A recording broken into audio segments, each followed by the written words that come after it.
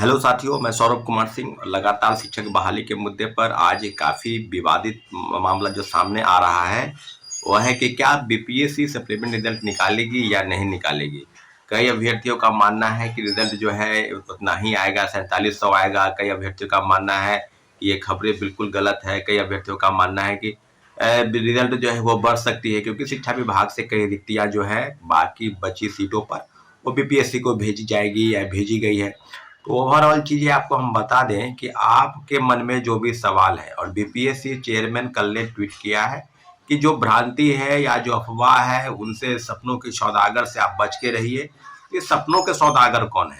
आप, जाहिर सी बात है सबके मन में काफी सवाल है। और जो खाली पद है, आपने पहले कहा कि 80,000 लोग ही ज्वाइन किए हैं, तो ओवरऑल जो चीज है उसमें कि 40,000 पद खाली है। अब उसके बाद खबरें प्रकाशित हुई कि 92,000 लोग ही ज्वाइन किए हैं। तो कहने का मतलब कि कम से कम 28,000 29,000 के आसपास जो है पद रिक्त है। तो जो वैकेंट सीट है उसको भरने की कवायद बीपीएससी और शिक्षा विभाग क्यों नहीं कर रही है? और लगातार जो बातें प्रकाशित हुई या हो रही है, बिहार के 4 प्रमुख लीडिंग अखबारों ने इस चीज को इस प्रमुखता से खबर छापी कि 4700 ही सप्लीमेंट्री रिजल्ट देने की तैयारी चल रही है। तो फर्ज जो अब जो बातें हैं कि क्या आपके मन में जो सवाल है उस सवाल के पर भी कोई क्या इफ बट नो यस ये आदि है क्या? एक बात जान लीजिए कि अगर 4700 ही रिजल्ट आता है तो ये बहुत बड़ी विडंबना है, क्योंकि लगातार सप्लीमेंट्री रिजल्ट देने का कहीं कोई मतलब नहीं बन रहा था। चेयरमैन सर स्पष्ट कह रहे हैं, लेकिन मुझे जो पता चला कि शिक्षा विभाग और बीपीएससी ने सप्लीमेंट्री रिजल्ट को देखकर घालमेल कर लिया है, सारी सीटों को उन्होंने बचा के रखा है। और ये बातें जो है ये भी प्रकाशित हो रही है कि अब तीसरे फेज की बहाली में उसको जोड़ा जाएगा। तो इतना जरूर है, आपको हम बता दें कि अब जो बातें हैं कि एक और आंदोलन करने की जरूरत है साथियों। काफी मुश्किलों से अगर आपके मन में कोई सवाल इफ व डाउट है अगर, तो डाउट को दूर कर लीजिए। एक जोरदार आंदोलन करने की जरूरत है। और हमारे कमेंट सेक्शन में आप कमेंट कीजिए कि आप आना चाहते हैं आंदोलन में या नहीं, कल नहीं तो परसों, क्योंकि रिजल्ट जो है कल या परसों तक ही आएगा। तो उम्मीद कीजिए कि कल ही एक आंदोलन होना चाहिए। तो अभी तुरंत आप लोग कमेंट कीजिए हमारे कमेंट सेक्शन में और ये बताएं कि क्या आंदोलन की जरूरत है या नहीं है। अगर नहीं जरूरत है तो घर बैठे रहे, और 4700 अगर रिजल्ट आता है उसमें आपका रिजल्ट आ जाए, ये भगवान से आप मनाएं कि मेरा रिजल्ट उसी में आ जाए 4700 में। लेकिन मेरा अनुमान है कि कम से कम 20,000 पदों पर सप्लीमेंट रिजल्ट आनी चाहिए, और जिसके लिए अब लगातार मांग की जा रही है। खुद संदीप सौरभ जो है सीपीआईएम के विधायक, उन्होंने मांग की है, बीजेपी के नेता उन्होंने मांग की है, और कई लोग हैं जो इस बात को लेकर इस बात की कवायद कर रहे हैं कि जो बाकी पद है, जो बाकी वैकेंट सीट है, शिक्षा विभाग से जो रिक्ति मिली है उसको लेकर जो है बातें हुई। कल जो बैठक हुई या नहीं हुई, लेते इतना जरूर है कि जो जो जो पता चल रहा है कि रिक्ति की बात की गई है बीपीएससी से, और शिक्षा विभाग ने उसको क्या दिया है या नहीं दिया है इस पर अभी क्लियर नहीं हुआ है साथियों।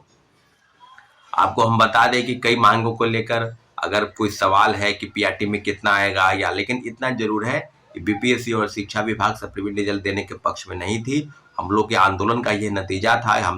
हम लोगों ने पहले गर्दनी बाग में, फिर उस दिन गर्दनी बाग, फिर बीपीएससी, फिर शिक्षा विभाग, तो उस आंदोलन का एक प्रेशर है कि सप्लीमेंट रिजल्ट देने की तैयारी चल रही है। और आपको बता दें कि उसके पहले भी एक रिजल्ट एक खबरें प्रकाशित हो रही थी, एक खबरें वायरल थी कि सप्लीमेंट्री रिजल्ट नहीं दिया जाएगा। तो बात अब ओवरऑल जो चीज है, इतना तो जरूर है कि सप्लीमेंट्री रिजल्ट की तैयारी बिल्कुल चल रही है। परंतु हम लोगों की उम्मीद है कि रिजल्ट सीट जो है वो वैकेंट सीट है वो बढ़ाकर कम से कम 20,000 किया जाए। तो सारी चीजों को लेकर अगर कल एक आंदोलन बीपीएससी या शिक्षा विभाग के पास होता है तो निश्चित रूप से प्रेस के माध्यम से जो चीजें सरकार तक जाएंगे या सरकार तक जाएंगे, उस तक हम लोग पूरी तरह से कवायद की जो मंजूरी है वो मिलने की आसार है साथियों।